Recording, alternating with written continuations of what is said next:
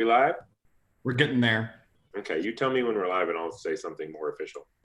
But Are these people who've seen the show or who have not? I don't think we'll know. It's just people who are on the Facebook page. So I think we'll have a mix. And Marcus is going to also field some questions from there because they can write questions while that goes on. So I'm going to put that up on my side. So I can see it. And then Marcus, if anybody asks a question or wants to know something, just pipe up because your mic's on. Yep. So I'll send questions out that I get in the chat. We just went live a little early so that because we had to change platforms to go live on YouTube instead of Facebook because Facebook was giving us all types of stupid little glitches. But so we're directing people to YouTube from our Facebook page. Okay. I just need to get the link here so I could send it. I'm going to go there now. And if you look at YouTube, what we're doing, you'll see that there's about a 15-20 second lag. That makes sense. It's just the way that So be as profane as you like. We'll bleep it out. Nudity only in 3-second bursts. I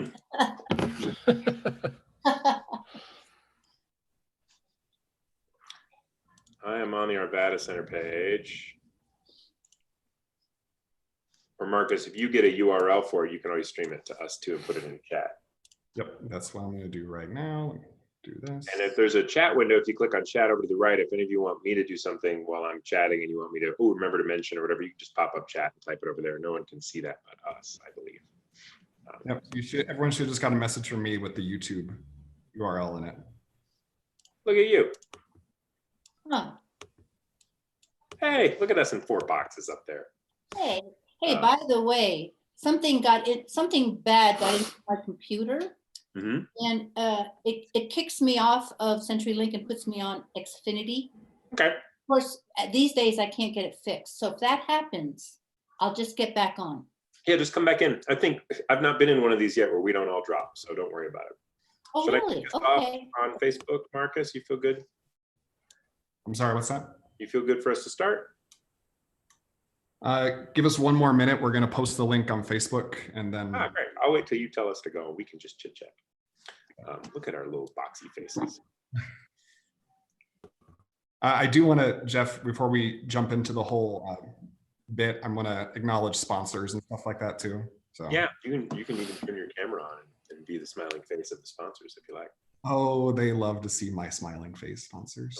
Don't they? Kevin, how are you? I'm great. How are you? You know. Yeah, it's the same. You said it perfectly. We all loop through it, and sometimes I cycle from day to day, and sometimes I cycle from hour to hour. Yeah, that's exactly right. That's exactly right. Minute by minute. I'm having really weird dreams, you guys. Really weird dreams. Yes. Yeah. I hear you. I've just been waking up at like 4 in the morning because I'm going to sleep early because what else is there to do? End of the day. Oh wow! But then the next day just starts, Yeah. Hey, Mark, looking good, Marcus.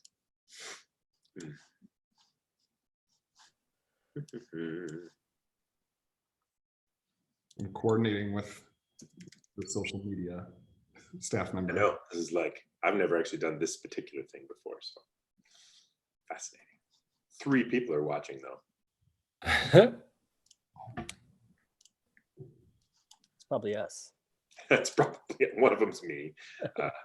One of them's Sarah testing the chat. The other one's probably Marcus. But these will be archived, so they can watch these later. It's not like that. Yeah. Yeah. The nice thing about it is it saves directly to our YouTube page. That's so great.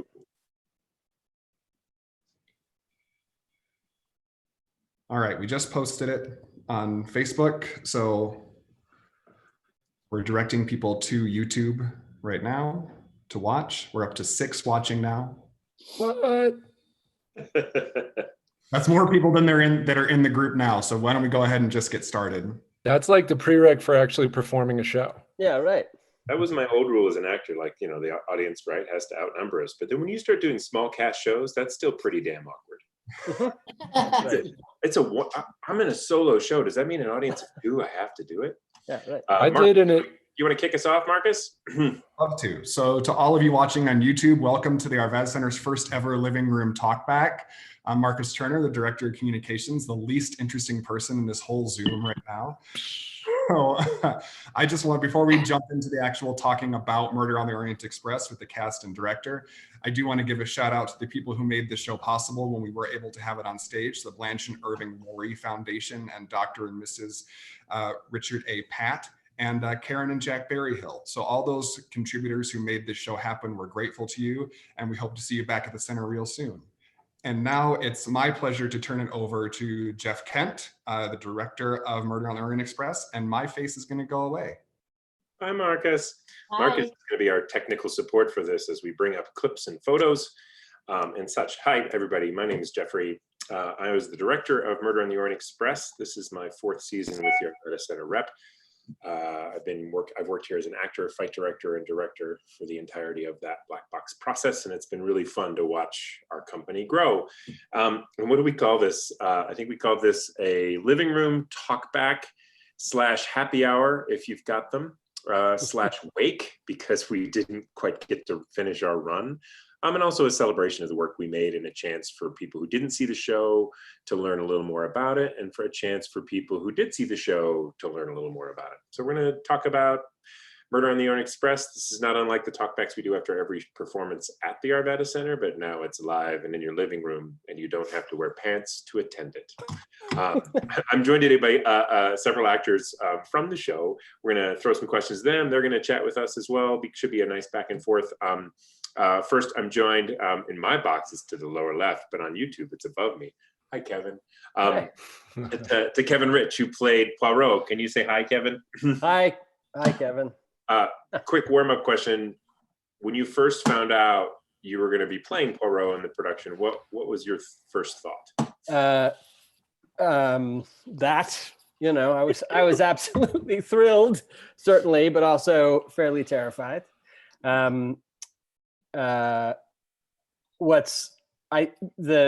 casting description says small peculiar man, so when I read that I thought, oh, you don't see that too often, and I'm one of those. So hard to tell on camera, but Kevin is both small and peculiar. Yeah, exactly. And so so that was certainly exciting to get to play such an iconic character. I felt like I had a lot of homework to do because it's just such an epic canon, but it was just an absolute blast to work on. Yeah, we'll talk about him some more. He's one of my favorite characters in all of literature, just the complexities of him. So we'll circle back. To my left and to the upper right corner of the YouTube screen is Edith, one of my favorite Denver actors who I've known for, I don't know, 20 years, Edith. I think we've been around each other so many times. So many times, yeah. I don't know that I can remember the first time we met, but I've seen you in so many plays. Well, we were in a show together. Do you remember that? Which show? Was it the one at The Fourth Wall. Yeah, it was Fourth Wall at the Avenue when I had to sing a song. I had to sing too, and I don't sing. Neither do I. And the production closed shortly after I took over the role, I believe. It would know. Yeah. How about you, Edith? What's it like playing a Russian princess on the stage? I had never played such a high status character before. I mean, I'm used to playing goofy people. The last thing I did before that, I played death. And it was actually kind of a goofy death, but they seemed okay with that. So trying to play, oh my God, my back just straight. Yeah. It's like as if he's directing me right now. I'm going to be very still and pretend he's directing me. It was good. Yeah. It was very, very good. It was a joy. I loved it. And to my left, a very good friend of mine who I've done many plays with, Zach. I don't remember how many plays we've done together, but I know I'm losing count. We were in my very first professional show together at Colorado Shakespeare Festival. Much Ado About Nothing. Much Ado About Nothing. And that was like 16 years ago. Wow, we should do a flashback to the talkback when you played Balthazar and were asked by a member of the audience to sing a song. That's I won't make you do I, to this day, think I was being punked. I still am sure you weren't, and yet it felt like the entirety of it. I don't think Beaver Creek will ever be the same. Yeah, so Zach and I have done many plays together, but one of the things I was most excited about with casting you in this play was the opportunity to watch you play two completely different people. Zach in Murder on the Orient Express played Ratchet, our antagonist, and if you know Agatha Christie, that character does not appear after intermission. And then he also played Arbuthnot, our kind of like volatile lover of the piece. Talk to me a little bit just about when you first got thrown two characters and read the script, what that process was like for you.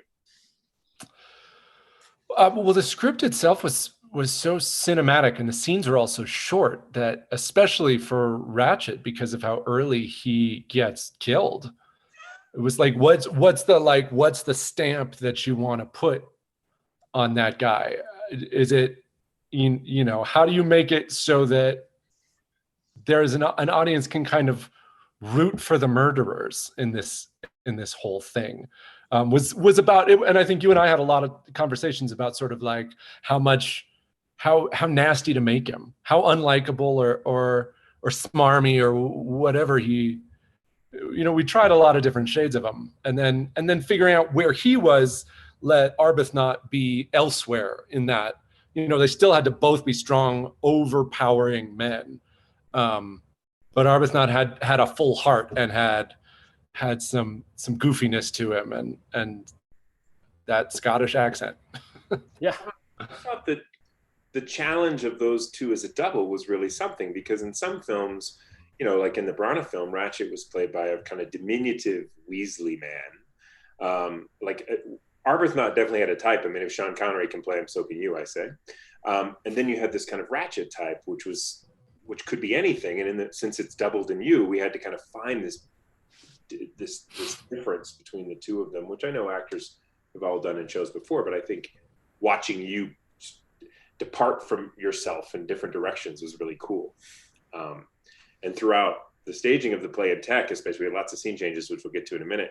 I kept going, oh, well, Zach, oh no, he can't do that. He's got a costume change. Well, Zach, oh, he's got a costume change. Because I think every second you weren't on stage in the first half, clothes were being torn off of you and thrown onto you. Is that correct? Yeah.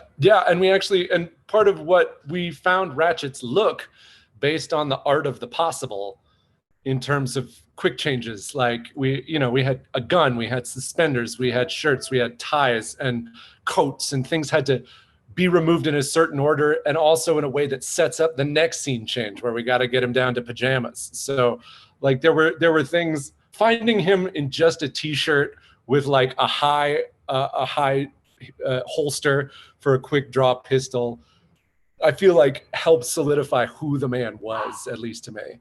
My favorite part of a show with quick changes is the moment when an actor enters the stage after a quick change and has accomplished not making it look like they've just been through a blender. You know, you don't see the frenzy, the audience doesn't see it behind the curtains, and you just walk out and you're like, hello. And what they don't know is it was 5 people tearing at you to get you out on the stage in 20 seconds. Yeah, and it never gets pretty. It's not like a pit crew. It's like a controlled flail. Like learning to swim every time. Yeah. So we're gonna, Marcus is gonna show the trailer that the video trailer for the show. Just give those of you who tuned in a chance to just see a quick slash at some of the visuals of the show. Then I'm gonna go back and talk a little bit about the design. You wanna cue that up, Marcus? Our wonderful trailer. Ooh, our Vata Center is sharing the screen. Here we go.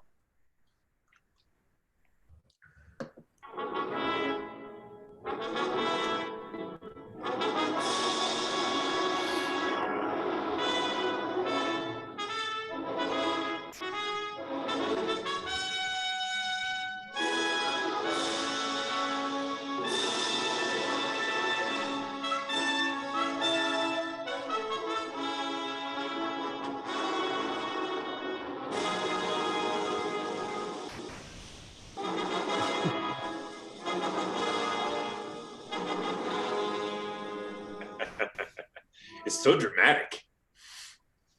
I think Kate did it. So great. Based on that trailer, I'm quite sure that Kate Gleason killed everybody. Exactly.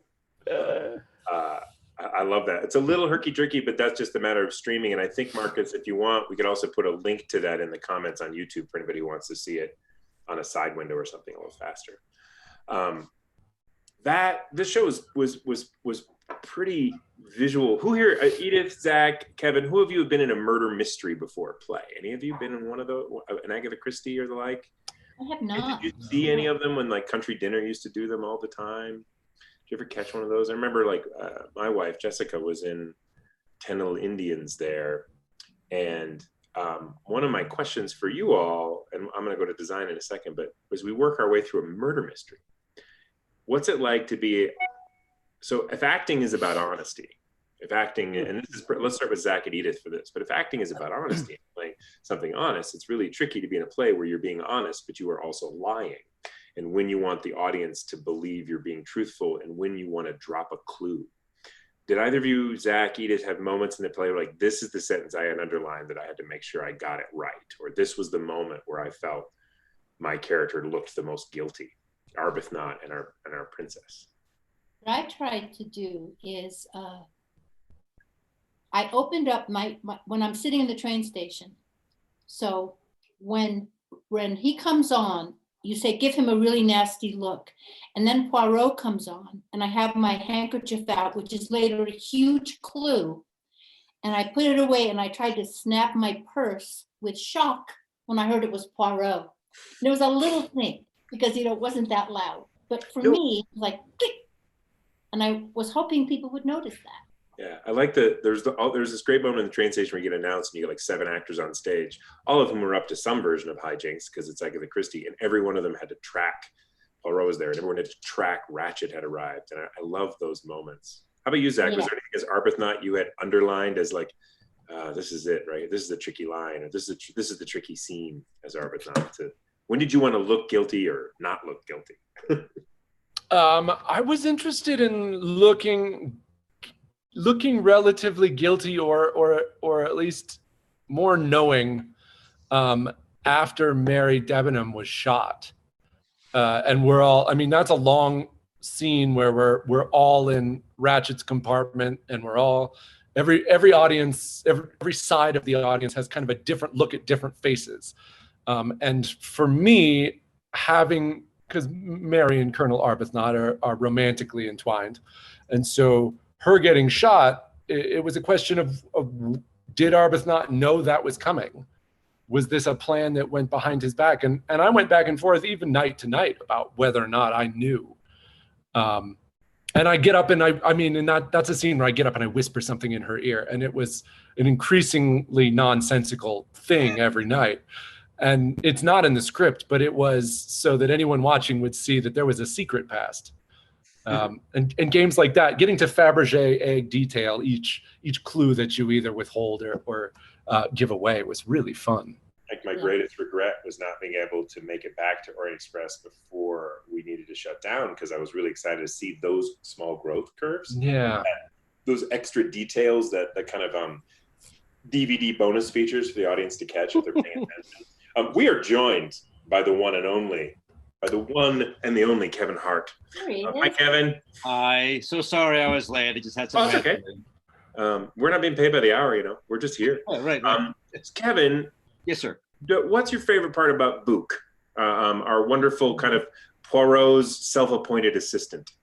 Yeah, well, the buffoon he let happen, I think, is really what I like. I like his the fact that he gets to be very sincere. You know, and Agatha Christie, as we are all sort of learning, is when you think or say something, you're usually thinking about 2 or 3 different things that the audience can perceive.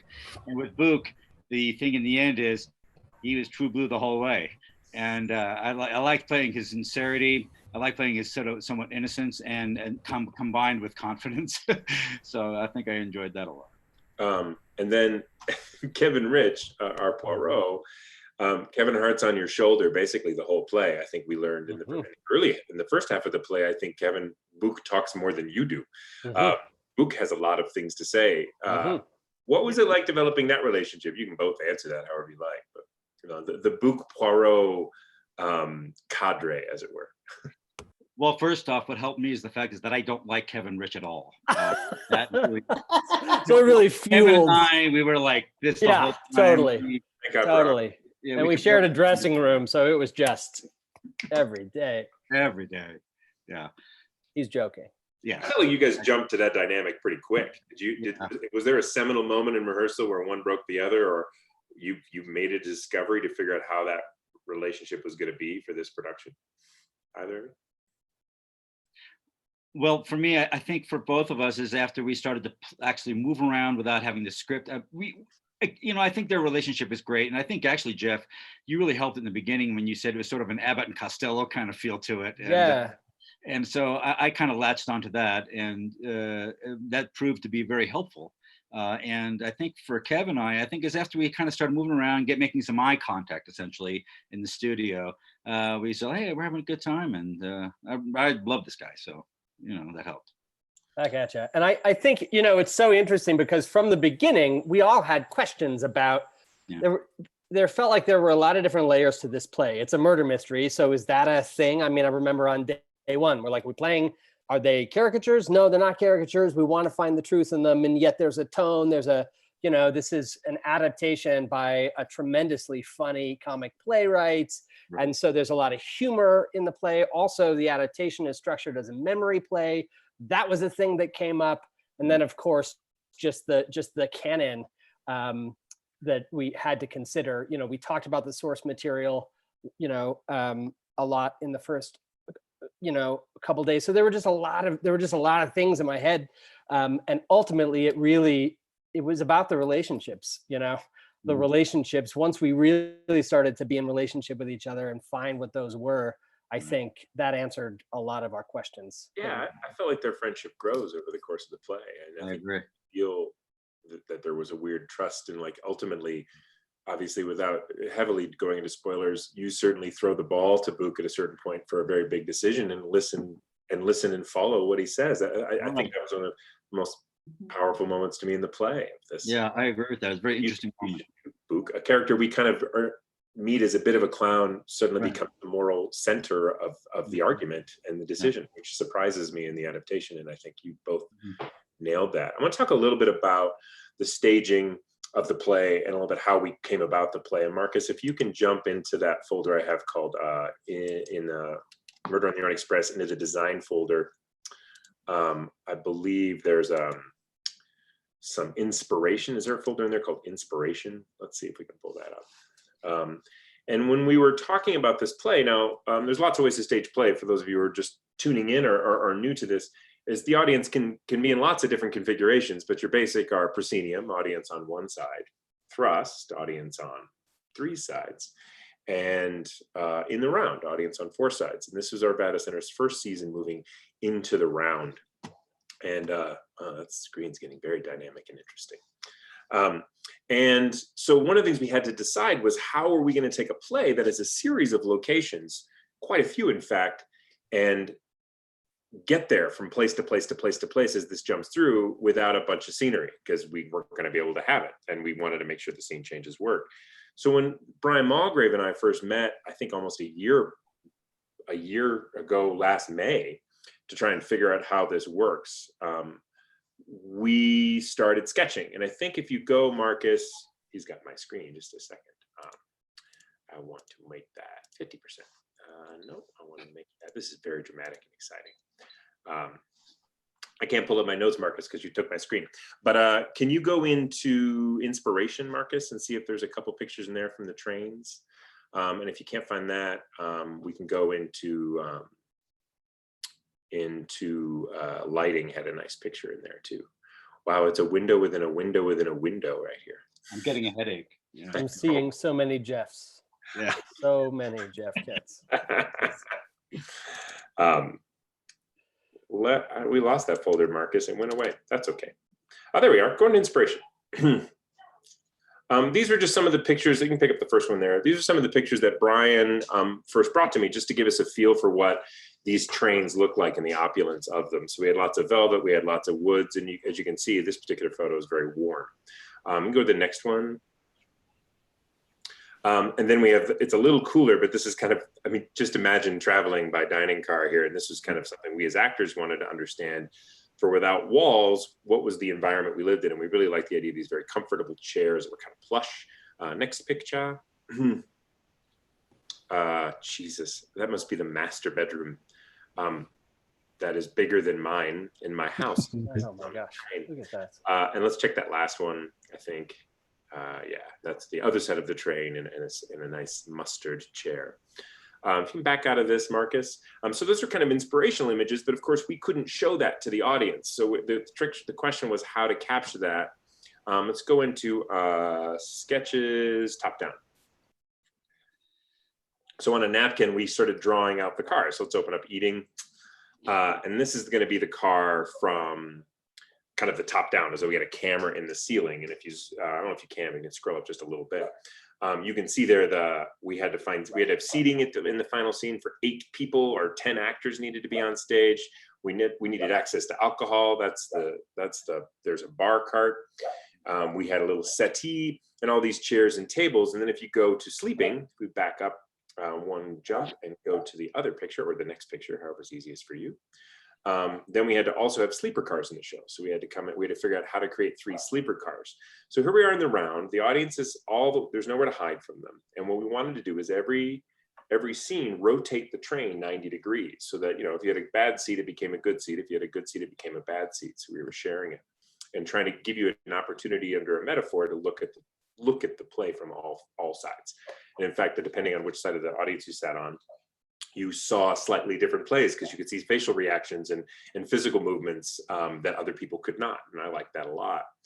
So that was kind of our attempt to try and find it. Now, if we back out of this, Marcus, and go into perspective, which is the back folder, yeah, Scenic, and then go into sketches perspective, then Brian drew me these series of photos, kind of giving us a sense for what it would look like when pencil hits paper. So this is our opening scene. From one side of the house, looking at the bed, and we had this beautiful overhead of the Wagenlit, and these lamps that would fly in and out. Next picture, we'll just kind of whip through these real quick. This is our cafe, the Tocatlian Cafe. Next picture. Then we had the train station, which went through several images, but we flew in these signs on the side, and then we had the luggage cart and some benches. Next picture. This would be an example of the dining car when it's fully drawn and the audience and the actors came in. And if we go to the next one, you'll see our sleeper car on back one.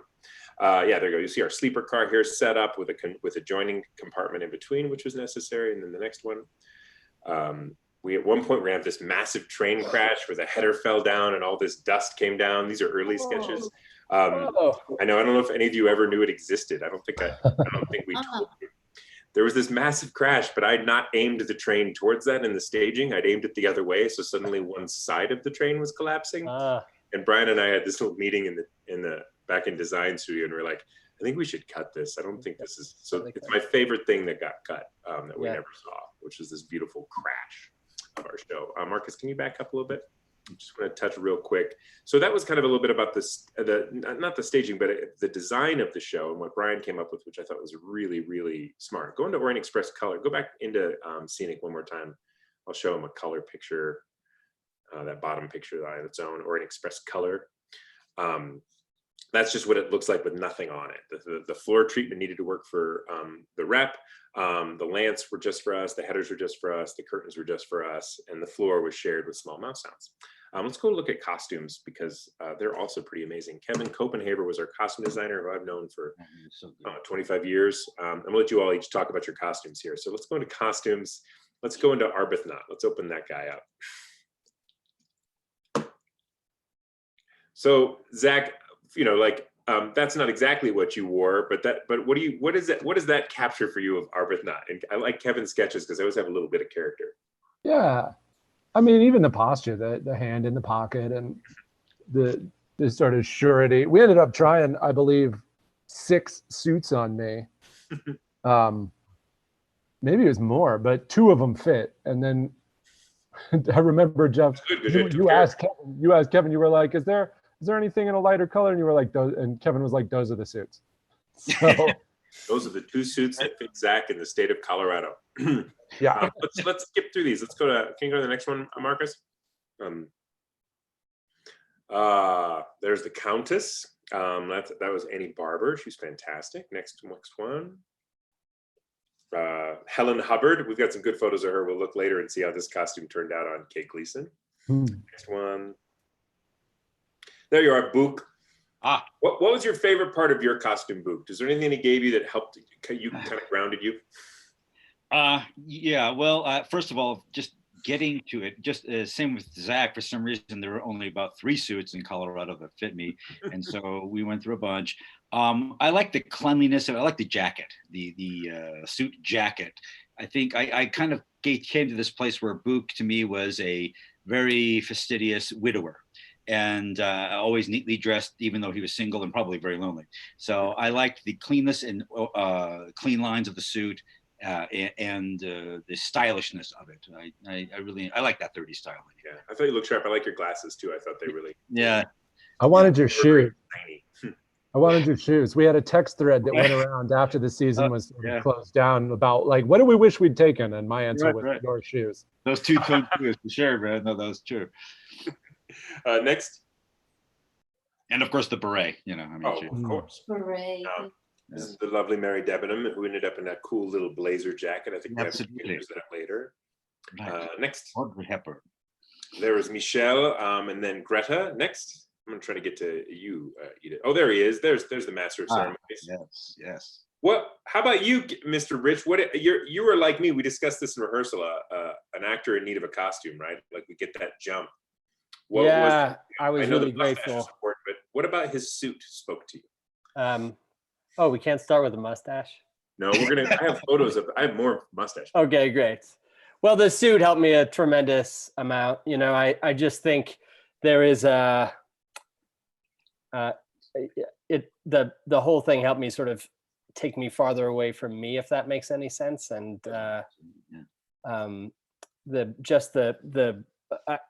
the attention to detail, something, I can't remember if it was you that said it or Kevin that said it, but that there is that the suit is very nice, but it's about a decade older than the rest of the fashion in the play. And that was really helpful to me. Yeah. Which is to say that, you know, he might not be totally up to date, but he's still, you know, real classy. Yeah. Let's click on the next one, Marcus. There she is. There she is. We'll look at a photo of you in the outfit as it finalized in the show. But talk about her gear, Edith, and what it was like to put all that on.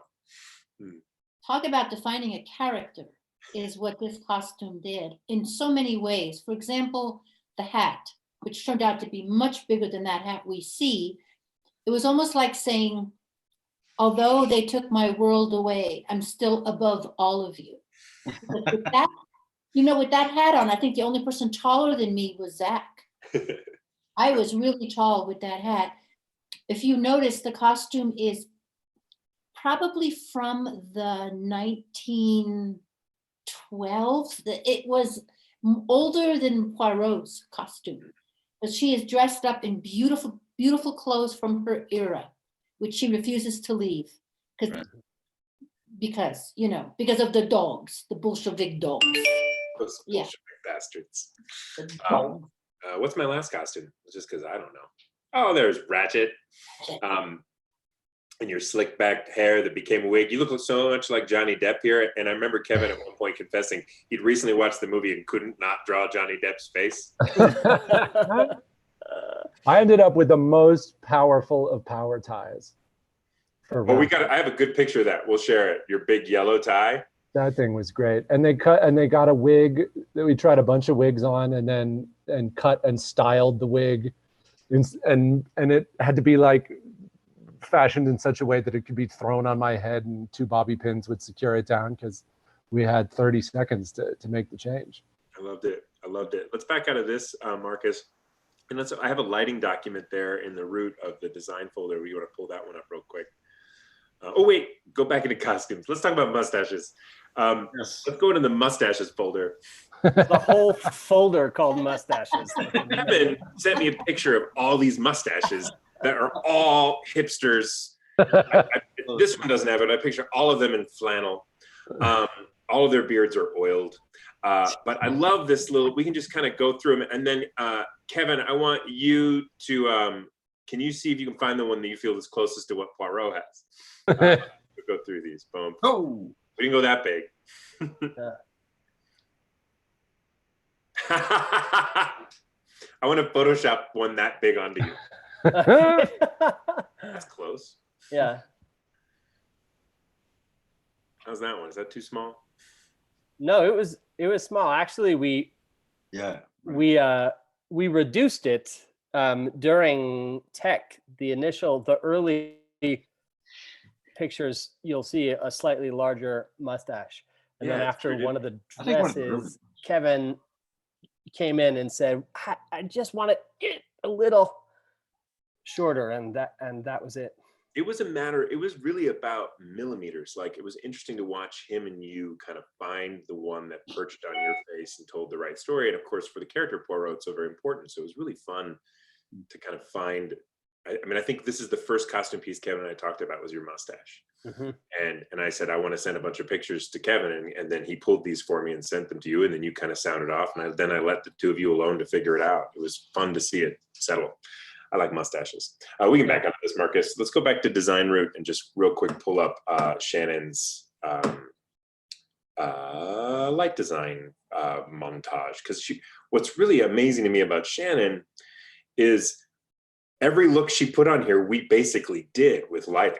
Shannon doesn't mess around. So if you look at this kind of when you're meeting with a light designer to talk about a show, and I'm like, well, there's some film noir styling to this, but it also needs a lot of warmth. But they're also in a snowstorm. Shannon's like, great. Well, here's your noir imagery, and you get it with the smoke and the lights kind of cutting through and across in the upper right-hand corner.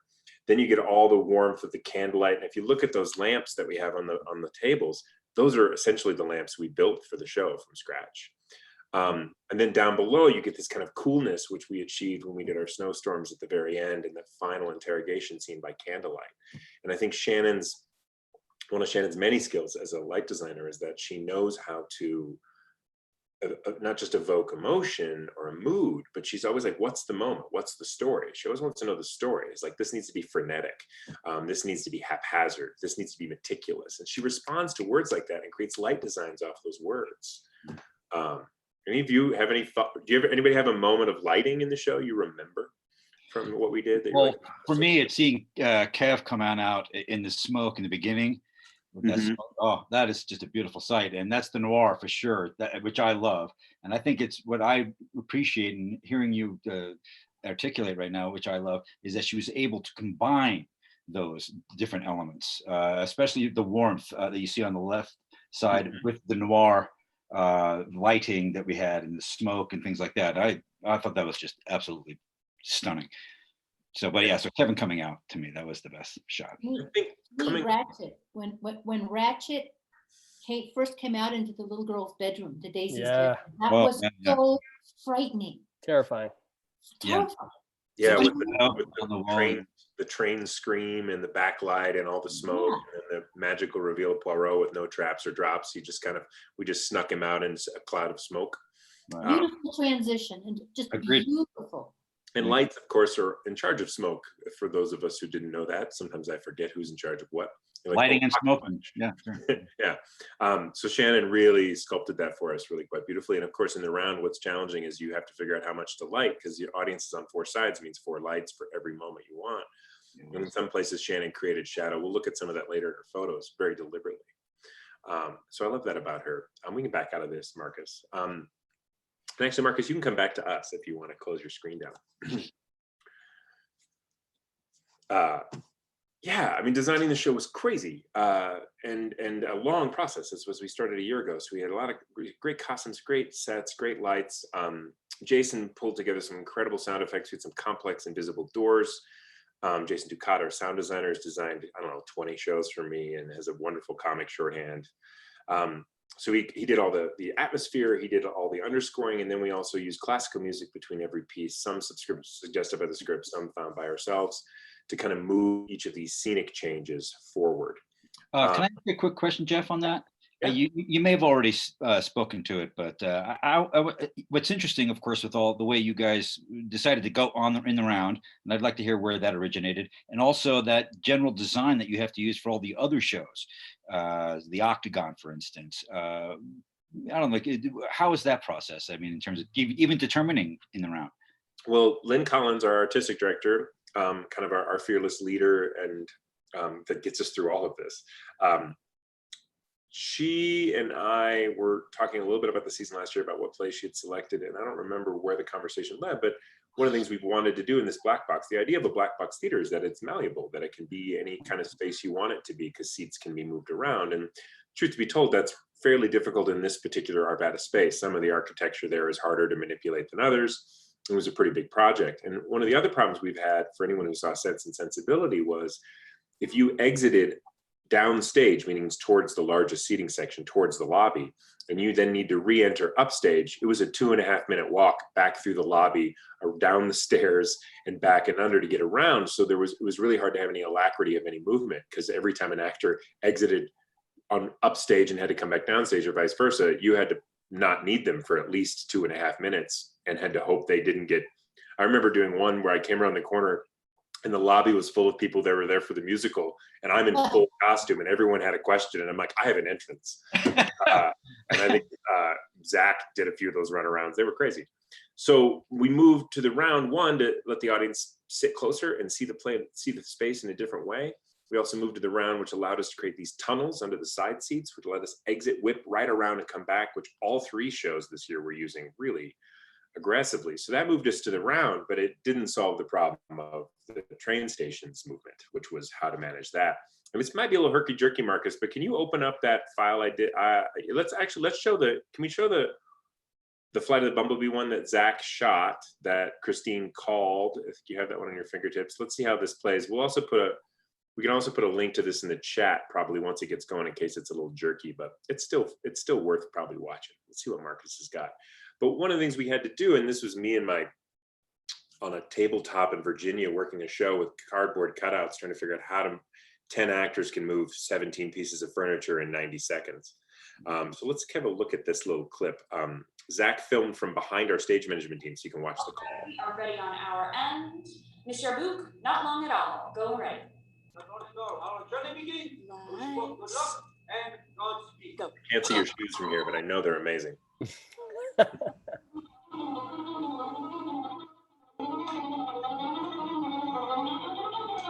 Actually kind of cool with the herky jerky. Makes it even more magical.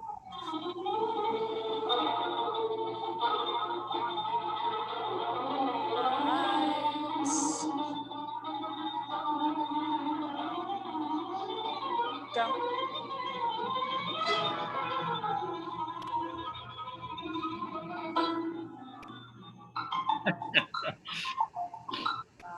Here it is. They turn the chairs on the cord. Go. Lights. Go.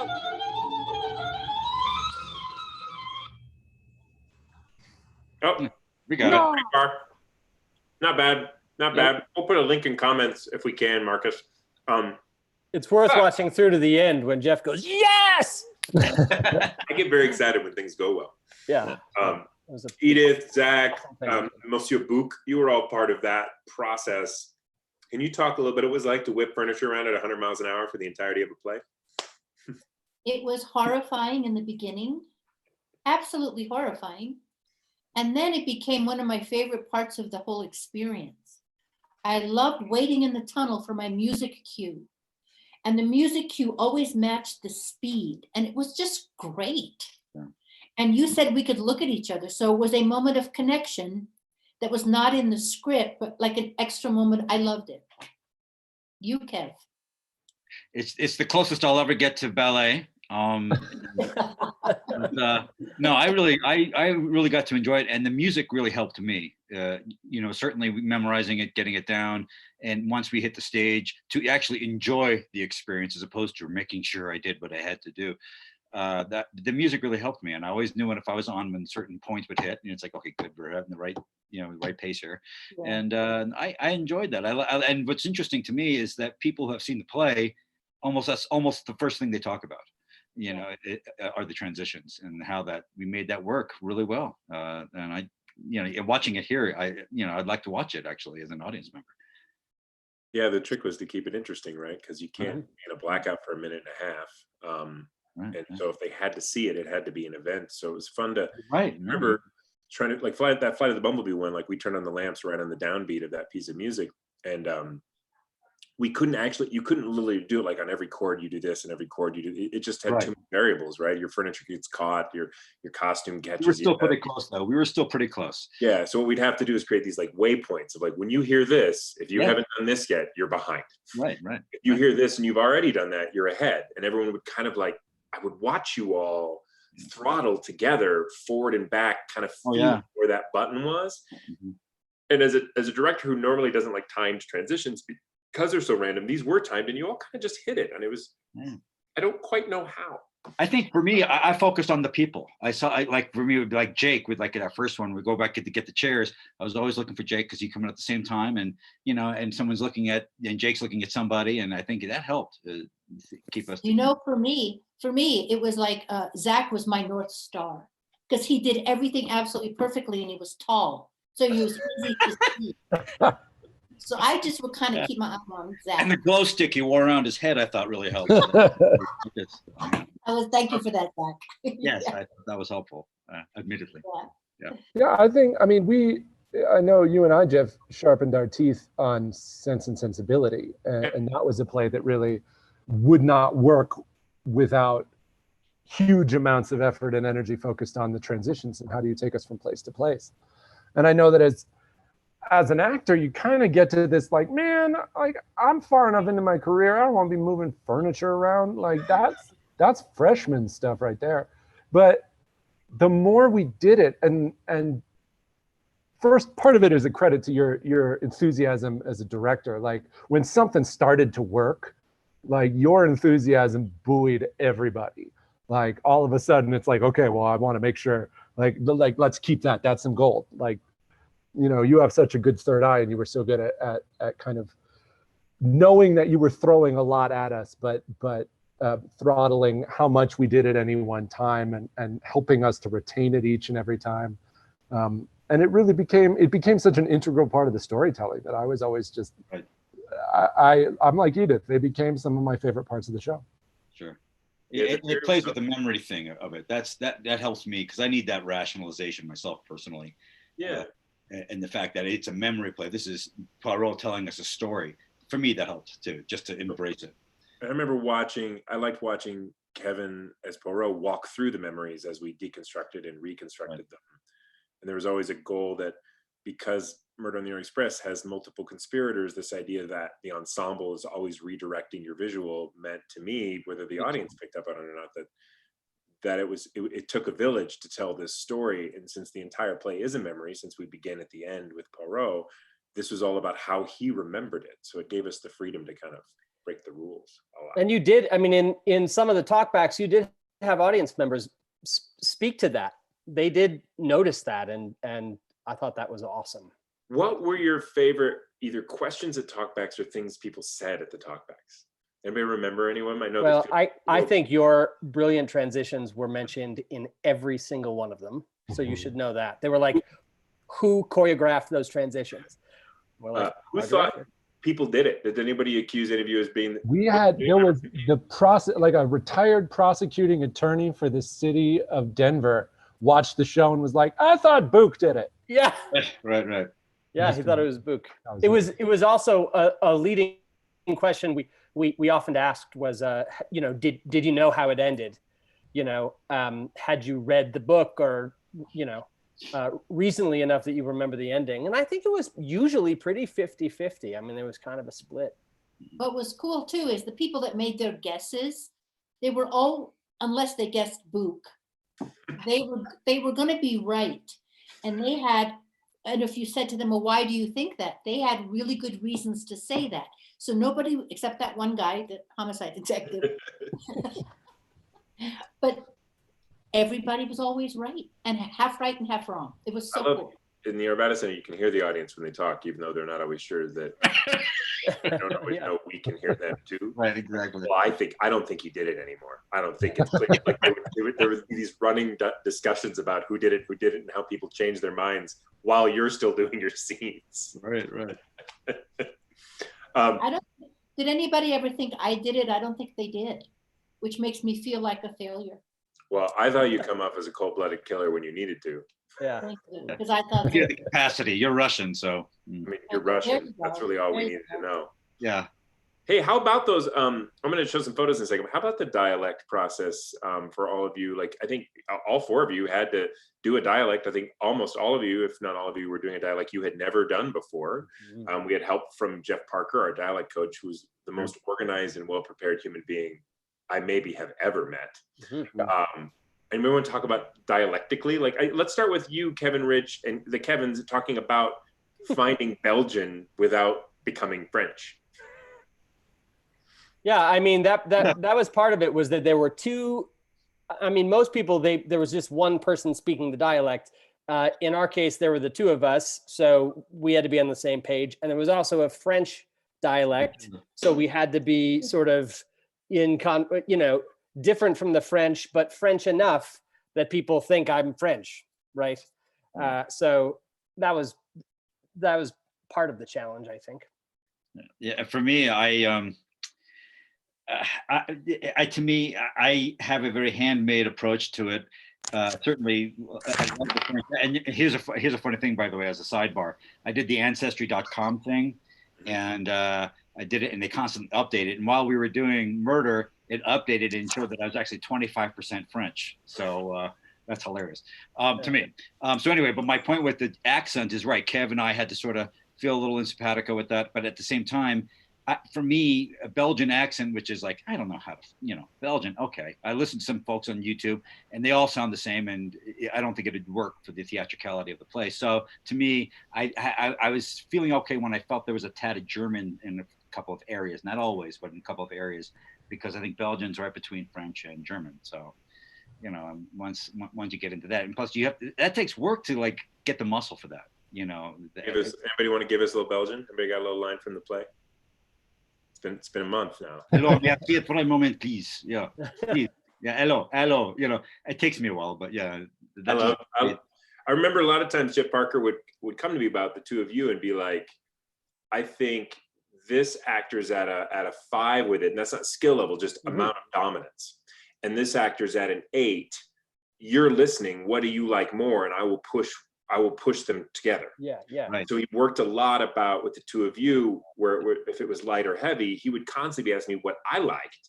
And one of the things Jeff was always trying to do is make sure we could understand you, but also that the two of you felt different than everyone else. And that was a really interesting process. Right. How about Russian? Edith? Have you ever done Russian before? No, I'd never done Russian. And the hardest thing about Russian was how it slows you down, because the right. The Zach also had the heavy L. And I told Jeff Parker, it's like gargling L's, how far back that your L has to be. How about Scottish, Zach? Did you have to do anything to shake Scottish off when you come back as Ratchet? Yeah. To bounce dialects? Not really, because I made Ratchet kind of New York, like nasal and forward, and in all the places that Arbuthnot kind of avoided with his accent. And I found Ratchet's voice a lot sooner, I think. Arbuthnot, I was doing Doll's House at the Denver Center, and I would be walking to and from the Denver Center, just like looking at things and being like, parking lot, street sign. And then I would come home and then I would talk to my wee tiny dog Murphy in nothing but a Scottish accent for months and months. And that seemed to really like put me in good shape when I did finally meet with Jeff Parker, who was absolutely so great at dialing in. He gave me the gift of something called a nurse set for Scottish, which is whenever it's a sound like nurse, they would say nurse. That sound like coming over the top. All of a sudden, like when rules like that can drop in for you, like it opens up a whole, you can just slip into it. So Jeff Parker did comment on our stream to let you know it's French and Dutch, Kevin, not French and German. He doesn't know. My mistake. Yes, of course. Getting notes. Still taking notes. I thought it was lower Saxon, German. I thought it was, We're going back into rehearsal. Yeah, right.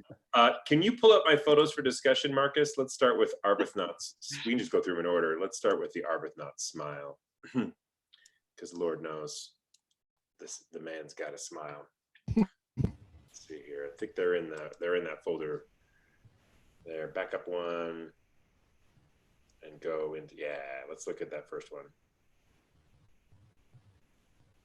Look at that man. Oh. Look at that handsome devil. Oh, gee. Look at that handsome Scottish devil. Oh, Mary. Which scene is this, Zach? Is this Is the observation? This is an observation deck. and it doesn't look like that suit was thrown on you in 12 seconds at all. That's right. We had a good day that day. Collars tucked down. We gave Mary permission to come and like zhuzh me. If I came out looking a mess, she would help like tuck in my tie and things like that. I also think this was the scene where, isn't this the scene where you just told her how much you loved your mother or something like, what was your little monologue? Yeah. I suddenly, you know, in the thick of this, like we are hours from committing a murder, and I'm suddenly overtaken by the beauty of this snowy night and launch into a story about how I used to watch trains from a hill in Scotland, and I wanted to get on them, but I didn't because I knew it'd break my mother's heart. And now I'm on a train about to kill a guy, and I'm sure my mom will love that. Nothing gets a girl like talking about your mama, you know. Let's go to the next one, Marcus. I think I just grabbed some random ones to focus. Yes. One of my favorite scenes in the play. I've never seen this because I'm dead. I've never seen it. Yep, there's Zach in the background. There's Zach's hand. Do you remember, Book, kind of anything in particular about this particular scene when you were begging Poirot? Yeah, at first it was making sure I don't hurt Kevin when I grab him. But yeah, it took me a while. Manhandle me, man. Yeah. But you know, what's interesting is Ludwig asks for this certain style, and then for me personally, and you helped me a lot with this, Jeff, is to kind of raise it a little in terms, you know, I always like to usually start down here, you know, and just make sure I say the words right and all that stuff. And so by the time, I don't think I started doing this until we were on stage. So to me I remember like whenever we'd start, like, okay, I know this arc, I am going to get upset, scared, nervous, and all that. And making sure that I can do that realistically, even though I'm going a little bit over the top. So to me, it was like, when I got there to that point, that's when I was at my most intense, like, oh my God, please, you know, and the stakes. For me, this whole play was all about remembering the stakes. And so anyway, so at this point, this is me at the high point of that. And I always enjoyed it because I always liked the way Kevin looked at me, because I was never quite sure if I was hurting him or not. Because No, you were never. Yeah, this look like, okay, Kevin, up. Okay, those are my ears. You know, I need those. But anyway, so yeah, that was a high point. And of course, that scene was always a blast, and you know, I had such fun. My favorite scene moved around a lot, but there was an acceleration to the play because we really did have to wait for the instigating event for the play to take off, right? So all Agatha Christie's, they kind of have to take their time to explore character, motive, and means of everyone before we really get to this. You know, we're half hour into the play before this starts to happen. Scene 9. And you could feel this play go boom on scene 9 when it would just take off. And the two of you were the beginning of that, I thought. Oh, everyone got a good look at the body. What else I got here? Let's see what else I got, Marcus. There we go. This is just a little bit to capture Shannon's lighting. I think we looked at that film noir shot from earlier about how she kind of could pop a face, but still keep the rest of the play. This latter part of the play involved a shit ton of flashbacks to earlier moments in the play where we just had the characters pop up and say them. I know that both Edith, Zach had one, Edith had a couple, you had a ton of these, Kevin, to pop up with. What was that scene like? This is the final scene of the play. What was this flashback sequence like? Right, until we opened, it was most nervous because I was always like, oh shit, I gotta stand on this one too. Okay, so it was very nervous, making sure that I inhabited it because it was so abstract, really, how we handled it, and so making sure that I remembered. And you know, you gave great direction, making sure that we had a pop to it, and then we just kind of came down a little, making sure that I did that and helped it stay within that zone. So that it's still engaging for folks. What was your gesture, Edith? Do you remember? Didn't you have like a big expansive thing with your? I can't remember. You hit a point and then kind of fade out of it. I'm trying to remember all the movement you all did in that. I had 3 different pop-ups, and it had to be to the side so that everybody could see it. So it was a lot to the side in a grand manner. That's what it was.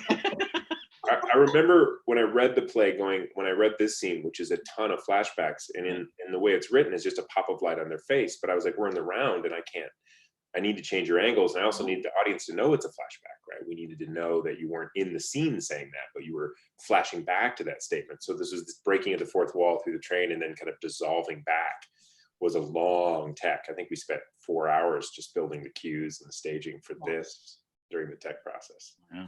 Let's move on. What's next? This is Orient Express the musical. When Kate Gleason does her death aria. Oh man, exactly. Oh, I haven't gotten to see that. Her mouth gets dry. Does my mouth get dry to you? Does it look dry to you? Yeah. And not to mention your amazing smoking jacket. Let's go to the next one. I got another one of the smoking jacket somewhere. Yeah. Love that smoking jacket. Ah, here she is. There she is. We're still in musical mode, so apparently Greta's now declaiming something to you. But Oh, yeah. there's the hat you were talking about earlier, Edith. Look at that hat. What was that? How did that entire ensemble from cane to coat to hat affect your movement as her? It was very heavy. Look at that coat. It slowed me down. There's a lot of underpinning, a lot of, what do you call it, spank wear under there. Not spank, you know what I'm saying. You're all fully outfitted with your Spanx. I've heard all about it. Totally outfitted. So it slows you down. It makes you taller. And notice how Greta's a little stooped. God, I loved working with that woman. Oh yeah. Emily Van So great. Greta. Yeah. So it was really fun. And I don't know if you noticed, I'm holding my purse like I thought the Queen of England held her purse. You can't really see it, but you see my Oh, I see, but I see the position of your hand and your thumb on your forefinger, and that's your purse. I love that. I never knew you did that. Yeah. That's really cool. So You can see there are lamps that Shannon stole from photos and just basically rebuilt there as well. Let's move on to the next one. I got a couple more. I try not to overwhelm us, but I like these. Well, that's just Kate Gleason in her finest, and we had to have that. It isn't a musical, but she sang Lullaby at Broadway and several other things. But if you're going to play a brash American, I think this is also just captures Kevin's costumes really beautifully, which is how full of character you all were, and how before this person speaks, I have a sense of what she's like. And that woman sitting behind her is very much enjoying it. I can see the whites of it. Next photo. Oh, there it is. There's the stat. There it is. No, that's the oldest, but that's the. You look sad. Yeah. I'll tell you this. When I first saw Kevin, no one talks about it, but one of the things that really made him Hercule Poirot for me are those eyebrows. Those pointed eyebrows really add to the whole thing. And as soon as I saw you, it's like, oh yeah, this guy's perfect, man. And so those eyebrows with that mustache, just perfection. And that's second dress. So Kevin, did we then adapt that mustache a little further? Yeah, it shrunk a bit, and my hair got a little darker. Yeah, it was really interesting to watch you and Kevin, our costume designer, fine tune that look, and that beautiful little pinstripe suit. I like your little bow tie. Nice detail there. Let's go to the next one. We got a couple more, and then we'll finish up here. There they are. There's the odd couple that we all were waiting for. Two men of means in their pajamas on a death train. Exactly. Can't say it any better than that. Yeah, they're exactly. Do you remember us, Kevin, trying to find a place for you to be in this outfit as Poirot because of the space of the show, and there was no time? Right, but it was such a beautiful piece. We had to squeeze it in, and we found it. Well, I wanted this moment where the two of you were in your kind of evening wear, just because there was something about that's something you just don't see in modern day, in this kind of sense that they would also travel with their own robe and pack their own smoking jacket. I love that. In a very small bag too, so it's vital. Yeah, everything fits in here. We understand. It's the magic of theater. Next picture. Yeah. Got a few more. There we go. Yeah, that's that film noir thing we were talking about with the appearance of you, kind of drifting out of the smoke. I love that shot. Oh, I missed this show. And I remember you, Kevin, there was a piece of music that brought you on to this. There was like a scream and a train whistle that kind of brought you out, and then a chord of music, and then you spoke. And I remember watching you fine tune how to hit it right on the chord, and like when you had to go and what you had to listen for. And that was fun. That was right at the top of the show. But that's when I felt tech was cooking, when I was watching you figure that out. That was cool. That's what we call it, a tension getter. What's next? Got a couple more. Oh, I love it. Oh, yeah. Sucker punch. Sucker punch. Last year, Zach had a character that talked about sucker punches all the time in Sin Street Social Club. And I was flipping through the photos and I was trying to pick it. In all honesty, it took me a good minute to figure out what the heck this was. Because it really does look like you're about to punch Josh in the stomach. But I think that's Invisible Door. Is that an Invisible Door? Yeah, it's Invisible Door in action. We had our 2 doors that were into the rooms, and then there was a sliding door that connected the 2. Mm-hmm. So I was basically screaming at them to get out one door, and then all of a sudden they were coming in another. So I drew my gun, as any villain is wont to do, and that's the kind of face you make when you really want someone out of your room. One of the mercurial small things I love about tech is watching actors interact with sound cues. So we'll be like, okay, this is the sound cue. You watch an actor interact with it, and if you're really paying attention to them, you can kind of catch body language if they're like, oh, that was great, or that's not quite what I thought it was supposed to be. And that happened with a couple of you in tech, where I'd catch something and be like, huh, and I would go investigate. And with you, Zach, I remember it was like you wanted to throw that door really quick, but the sound cue was really long. And the question was, should I go slower? But the question really was, I would like this to go faster. Yeah. And I was like, I hear you. And then we went talked to Jason, and he made a nice, cool, quick slammed door cue that was just used in that moment so that it could match your physical moment. And then then it's the relationship between the actor and the stage manager knowing, you know, what your prep is, how fast your action is going to be, because that's going to dictate when she calls go for the sound cue. And that was a moment that, yeah, it took us a couple of texts and maybe a preview or 2 to get it right, but then it worked every time. Yeah, that scene had like 17 or 23 just invisible doors and open that were all manually called over an underscore while she was calling lights. It was one of those really where stage managers really prove their worth, is showing that they can handle all that different input at the same time. Yeah, she's doing that so great. And we're like, which side's the door handle on? She's like, if your hand reaches towards an invisible door, I'm going to make the sound. So yeah. I remember taking that. Let's move on. I think I had a couple more just photo faves. There it is. There's the power tie. There's the tie. That looks like early days wig too. Mesmerize your opponents so they kind of get lost in the pattern while you punch them in the face. That's right. Everything about him is offensive, including the tie. Kevin was very proud of when he found it, because we were like, the first tie wasn't no good. I went to go to Kevin, like, I'm not sure about that. He's like, I hate that tie, but no worries, stay tuned. He was always fixing something before I could point out that it was broken, which is just glorious. Next, a couple more. I don't know why I like this photo, Zach. I think it's just because you look so concerned. Yeah, Mary's been shot in the arm. I was trying to figure out when that was. I hope no one notices my sock is down. I noticed and spent pretty much every show trying to like hike down my pants as I sat on the floor so that wouldn't happen again. But I'm super glad it happened on photo day. I'm glad we now have permanent record of it. What's my last photo? What I grab at the end there? Oh, I like this shot. This is Greta arriving at this train station, and Edith is perfectly hiding behind her so that she's not in the photo. Josh is over to the right setting the train, and you can just feel the horizontal and the vertical of the space, I think, here really well. And I think that Brian's set design was just so fantastic. Come back to us. Let's come back to us, Marcus. That also really captures just how powerful it was to tell this story in the round. Yeah. Like I don't know. I think making this play work in 360 degrees was both the challenge and ultimately my favorite part of it. Yeah. What all you did with it.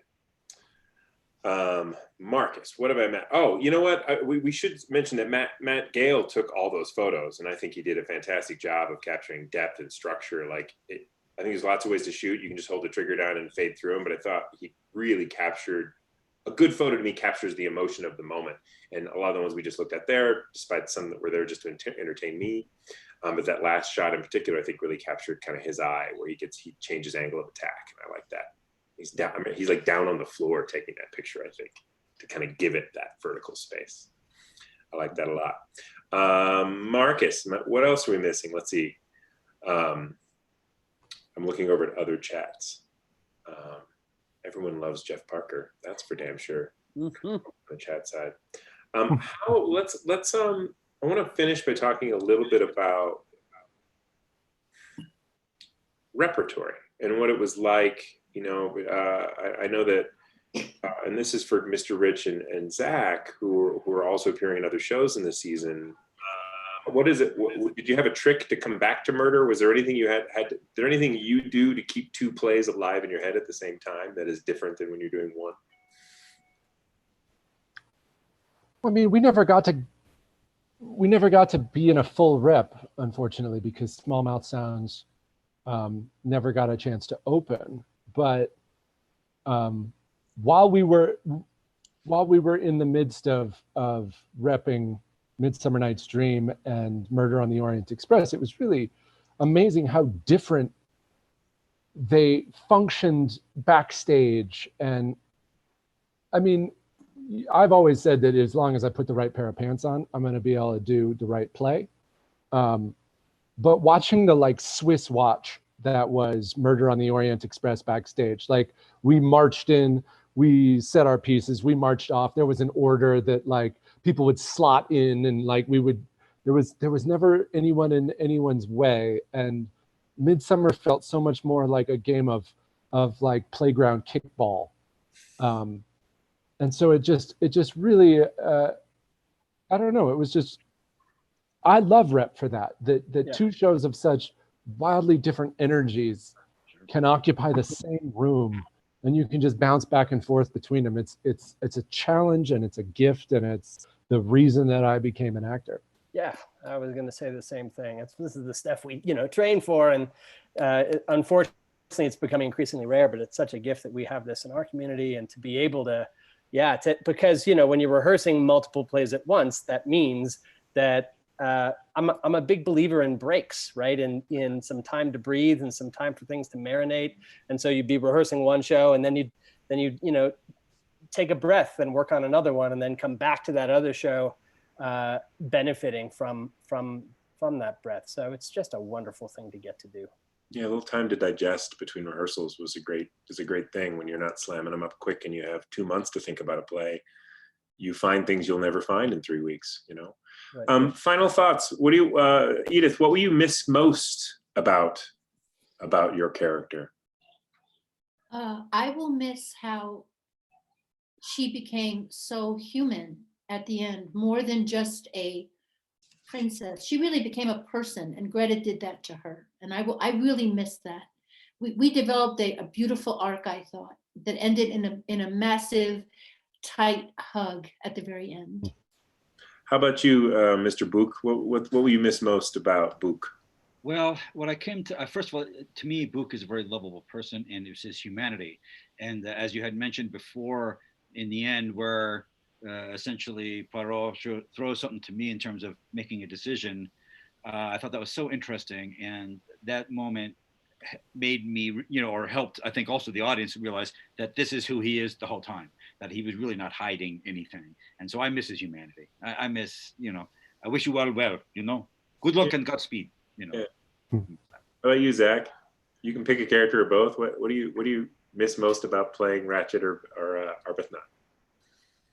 Oh, I just miss both of those characters being part of an ensemble play with this company. I mean, that's the thing. We never really got to even say goodbye. That's so true. So I love those characters. I like being a good guy and a bad guy. That's a great time, especially when you can do them both in one play. Yeah, totally.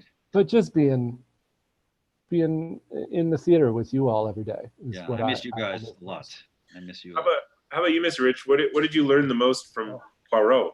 Oh, I'll never be half as smart as that guy.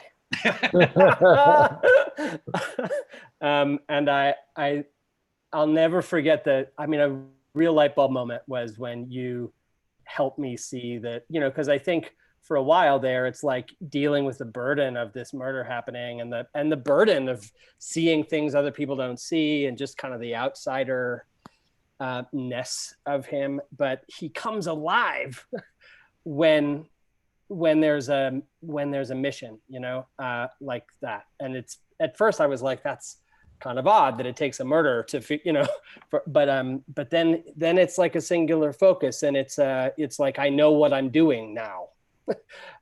When you have a mission, and that was really helpful direction to help kind of propel the second half of the play and to find the tone that we were puzzling over at the beginning. Well, I was enamored of this entire team, and you know, one of the great things about doing multiple years at the Black Box is we get to do that mix of returning actors we know so well and actors we don't know so well. And like, you know, two of you I've worked with, one of you I've worked with many times, Edith I've worked with several times. The Kevins are both in their own way new to me in terms of this process. And this was kind of, this chat today, I think, is a great mix of that, of old friends and new friends that get together to collaborate. And that was also true with designs. Like we had these designers we've worked with many times, but this different playwright, this different seating. So we always celebrate what we know and then add to that what we don't, and kind of make the best theater we can there. And I'm thanking everybody who tuned in today to watch us. I know they'll keep this online so people want to watch it later. I want to do a shout out to the Arvada Center in general, who arranged this not only today, but also worked very hard to keep us on contract as long as they could, as the world kind of was starting to fall apart a bit. So this still will always feel like an artistic home, I think, for many of us. As often as we can be in that home works just great for me. The Arvada Center is doing a little bit of fundraising while we do this, so there'll be donation links available on the Arvada Center's Facebook page. There's also one on my Facebook page if you want to contribute to the work they did to keep these artists employed and towards their health for the future. We all are looking forward to make more stories. Bunch of great shows coming up next season.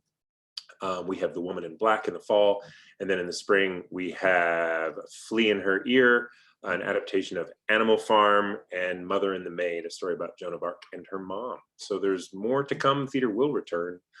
I'm sure we all feel we're all waiting for it to do so. So I hope you are waiting too. And thank you, Edith, Kevin, Zach, for tuning in today. Thank you, Marcus, for running interference.